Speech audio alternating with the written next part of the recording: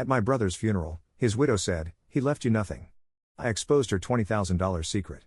What happened next was chaos. Story 1. I wasn't planning to post this, but it's been eating at me for months. I need to get it off my chest, and honestly, I could use some perspective. Fair warning, this is going to get messy. My name's Orson. I'm 45 and live in Roanoke, Virginia. I've had my ups and downs, divorced, working as a contractor, but life's steady enough now. My younger brother, Desmond, was my polar opposite. Where I've always been practical, he was carefree. He could charm anyone, always knew the right joke to tell, and somehow managed to land on his feet no matter how much trouble he got into. We grew up close, even if he was Mom's obvious favorite. He got away with murder as a kid, but I never held it against him. He was my little brother, you know? That bond didn't break, even after we grew up and life took us in different directions.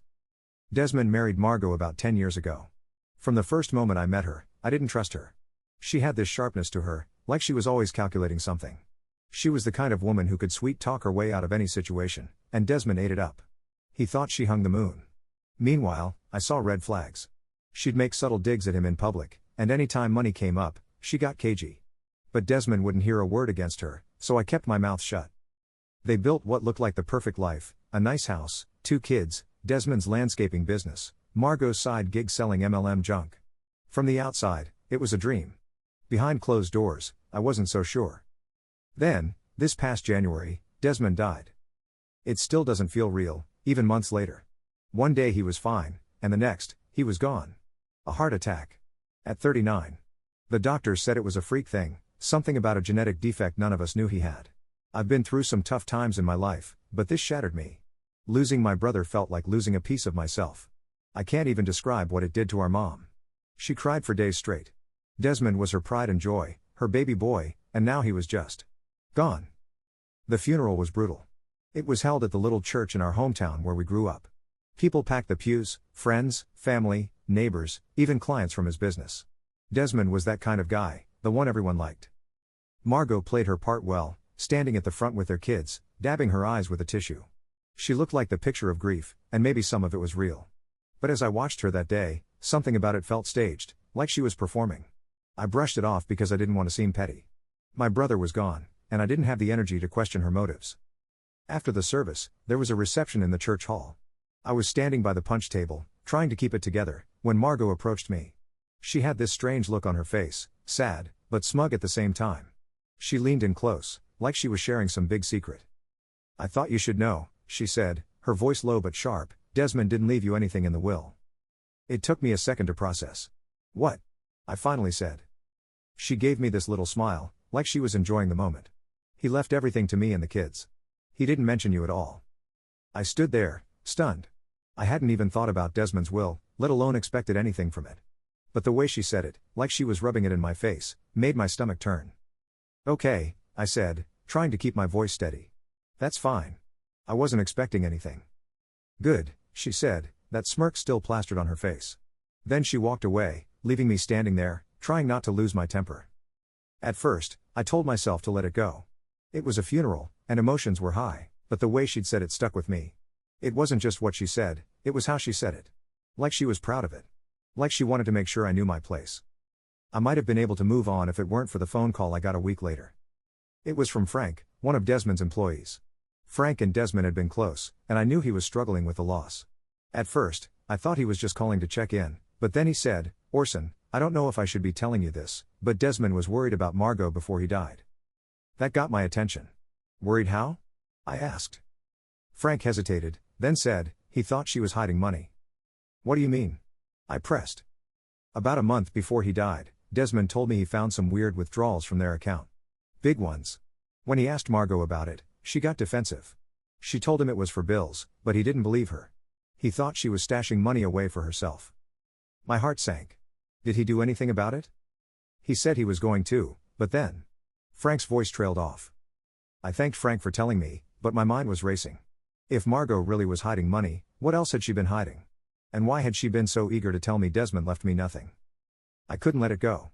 I started digging. At first, I didn't think I'd find anything. But the more I looked, the more things didn't add up. I checked public records, talked to a few mutual friends, and eventually, I hit the jackpot. Margot had a separate bank account, one Desmond didn't know about. Over the past year, she'd been funneling money into it in small amounts to avoid suspicion.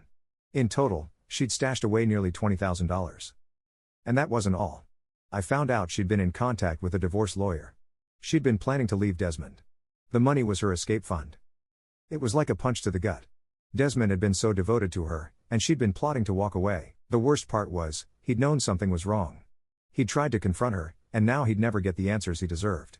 I couldn't stay quiet. Desmond deserved better than this. What happened next? Well, let's just say things spiraled fast. I wasn't going to sit on this. Desmond was gone, but I wasn't about to let Margot walk away without answering for what she'd done. I spent the next few days gathering everything: bank statements, text messages, emails, anything that proved what she was up to. I wanted to be absolutely sure I had her dead to rights. When I had it all together, I called a family meeting.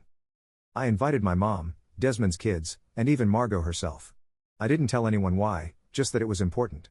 We met at Mom's house on a Sunday afternoon. The kids were in the other room, so it was just the adults sitting in Mom's living room. Margot showed up looking annoyed, like this was all a waste of her time. "Why are we here, Orson?" she asked, crossing her arms. "Some of us have things to do." I took a deep breath and started. "I called this meeting because there's something you all need to know about Margot, and about Desmond." That got everyone's attention. Margot's expression changed instantly. "What are you talking about?" she said, her voice sharp. "I know about the money," I said, staring her down. "The $20,000 you've been stashing in your secret account. The money you were hiding from Desmond." The color drained from her face. "I don't know what you're talking about." "Don't play dumb," I shot back. I pulled out the folder I'd prepared and dropped it on the coffee table. "It's all here. The bank statements, the transfers, the emails.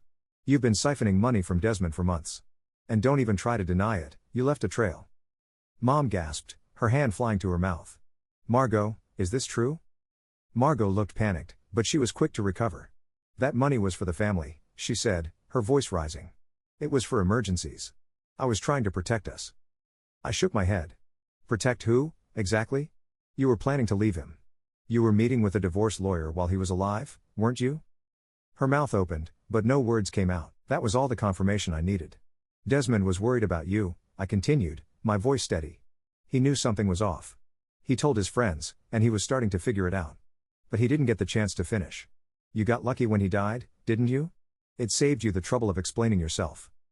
That was the moment she snapped. "You don't understand," she shouted.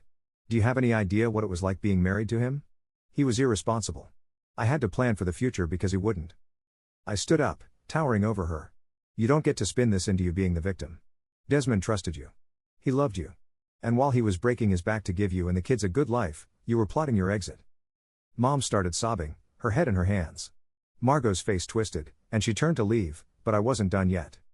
"You're not walking out of here without consequences," I said. "I've already contacted Desmond's lawyer. The money you stashed away? It's going back to his estate. That $20,000 belongs to his kids now, not you." Margot froze, her hand on the door. "You can't do that," she hissed. "Watch me," I said. "I've got the evidence, and I'll make sure everyone knows what kind of person you are if you try to fight this. You might have gotten away with this if you kept your mouth shut, but instead, you had to gloat about Desmond leaving me nothing. Well, now you get nothing." She looked like she wanted to argue, but she must have realized she was backed into a corner. Without another word, she stormed out of the house. The fallout was swift. Margot's reputation in town was already shaky, but after this, she was done. Word spread quickly. People love a scandal, especially in a small town. Friends stopped calling her. Parents at her kids' school avoided her like the plague. Even her MLM group kicked her out. The best part? I followed through with my promise. I worked with the lawyer and managed to get every penny of that $20,000 transferred into a trust for Desmond's kids. Margot didn't get a dime. A few months later, she packed up and moved to another state. No one was sad to see her go. As for me, I finally felt like I'd done right by Desmond. It didn't bring him back, but it gave me peace knowing I'd stood up for him when he couldn't. And now, his kids will have something to help them in the future, something he would have wanted. Revenge doesn't undo the past, but sometimes it's the only way to make things right. Story 2. To say my ex-mother-in-law, Ursula, was a nightmare is putting it lightly. This woman was a hurricane of drama, entitlement, and audacity. But even with all her antics over the years, I didn't think she'd stoop to this. Oh, but she did. And the fallout? Let's just say it was one for the record books. When I met my ex-husband, Elric, I thought he was perfect. Smart, charming, driven, all the things that make you fall hard for someone. We met in college, dated for a few years, and eventually got married. For a while, things were good. But the one constant thorn in our relationship was his mother, Ursula. From the start, she didn't like me. I don't think it mattered who Elric married, no one would have been good enough for her precious son. She always had something to say about me. My job wasn't impressive enough, my family wasn't wealthy enough, and I didn't present myself the way she thought a proper wife should. Her words, not mine. I put up with her for years, thinking, this is just how she is. But looking back, I wish I had set boundaries sooner. Now, let's talk about the ring. This ring wasn't just a piece of jewelry to me, it was a part of my family. My grandmother had this gorgeous diamond and emerald ring that she wore every day until the day she passed. When she died, the ring was left to me. It was appraised at $30,000, but its sentimental value was priceless. She always told me it symbolized love and resilience, and she wanted me to have it for my marriage. When Elric proposed, I told him I wanted to use my grandmother's ring instead of buying a new one. He was fine with it, but I could tell Ursula wasn't thrilled. She kept making passive-aggressive comments about used jewelry and how a real man would have bought his fiancée a brand new ring. I ignored her. It was my ring, my choice. We got married, and life went on. Over the years, Ursula continued her usual antics, showing up unannounced, criticizing my cooking, and complaining about how I was keeping Elric away from his family. It was exhausting, but I loved Elric, so I kept the peace. Or at least I tried. Fast forward a few years, and things between Elric and me started to go downhill. Without getting into all the gritty details, let's just say his priorities shifted. He became more focused on his career and less interested in our marriage. And then there was the cheating. Yeah, I found out about the paralegal. At that point, I knew our marriage was over. We decided to divorce, and I moved out of our house. I didn't have time to pack everything right away, so I left a few things behind, including my jewelry box. It didn't even cross my mind that it would be an issue. Big mistake. One day, I went back to the house to grab the rest of my things. My jewelry box was missing. I thought maybe I'd misplaced it or packed it somewhere else, but when I couldn't find it, I asked Elric. He shrugged and said, maybe my mom took it. I froze. Why would your mom take my jewelry box? He just shrugged again, like it was no big deal. She said she was helping clean up. I don't know. Ask her. I called Ursula right away. She didn't even try to deny it. Oh, I have the ring, she said, all smug, like it was the most normal thing in the world. What do you mean you have the ring? That's my grandmother's ring. She laughed. Actually laughed. You're divorcing my son. You don't deserve to keep it. It's mine now. I was so shocked, I couldn't even respond. She hung up on me before I could say another word. When I tried calling back, she blocked my number. I confronted Elric again, and all he said was, what do you want me to do? She's my mom. That's when I realized he wasn't going to help me. If anything, he seemed annoyed that I was making it a big deal. At this point, I was fuming. That ring was mine, legally and emotionally. There was no way I was letting Ursula get away with this. First, I tried reasoning with her again. I sent her an email, politely asking for the ring back and explaining why it was so important to me. Her response? Consider it a gift. You've taken enough from this family. A gift? Was she serious? I hadn't taken anything from anyone. If anything, she had taken years off my life with her constant meddling. I tried explaining to her that the ring wasn't just a piece of jewelry, it was a family heirloom. But she didn't care. She kept insisting it was hers now and that I was lucky she hadn't thrown it away. Next, I went to the police. I filed a report for theft, thinking that would scare her into giving it back. But Ursula, being the conniving woman she is, told the police I had given her the ring as a gift during the marriage. Without concrete proof, it became a he said, she said situation, and the police couldn't do much. That's when I decided to take her to court. At this point, it wasn't even just about the ring anymore. It was about standing up to her and making sure she didn't get away with this.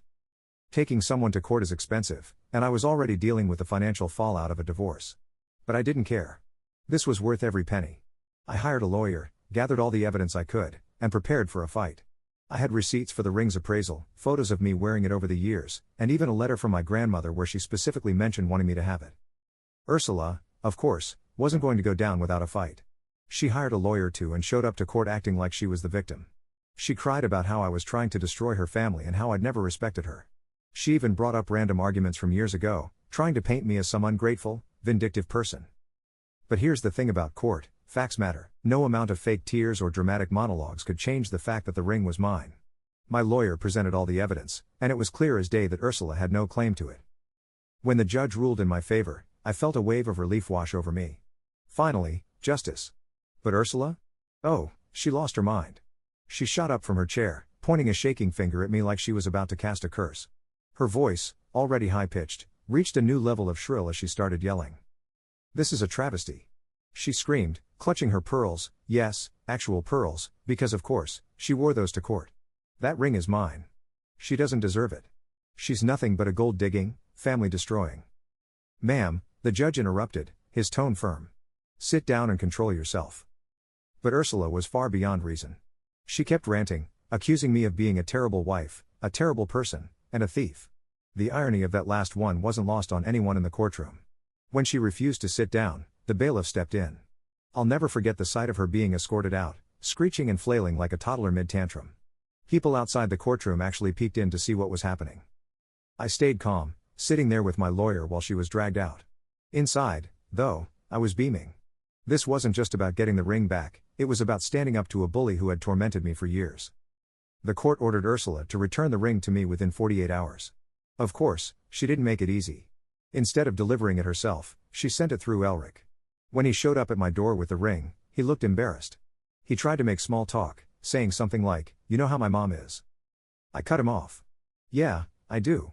And I know how you are too. Goodbye, Elric." I didn't even let him inside. I just took the ring, closed the door, and locked it.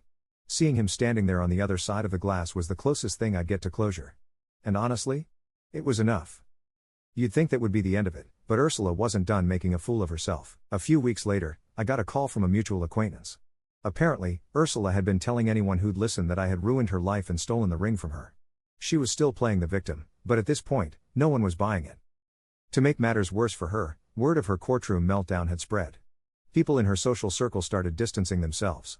Even some of her closest friends thought she'd gone too far. One of them told me, Ursula always had a flair for drama, but this was next level. But the real cherry on top? Remember how I filed a police report before taking her to court? Well, the police hadn't closed the case yet. The court ruling made it clear that the ring was mine, so the police started looking into whether Ursula's actions could be classified as theft. Long story short, they decided to charge her. She ended up with a criminal record for theft, and while it didn't come with jail time, the humiliation was punishment enough.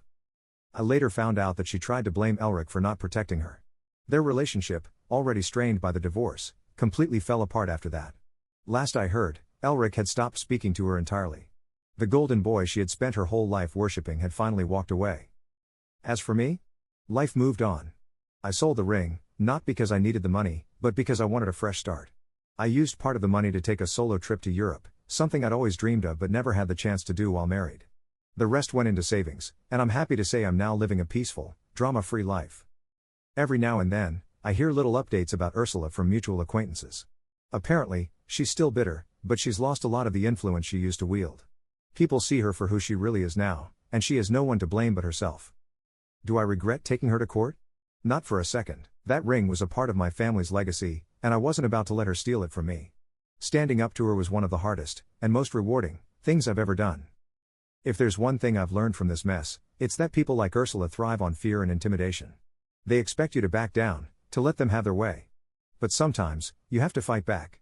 Not just for what's yours, but to show them, and yourself, that they don't have the power they think they do. So, to anyone dealing with a toxic person like Ursula, don't let them win. It might take time, effort, and a whole lot of patience, but standing up for yourself is worth it. Trust me,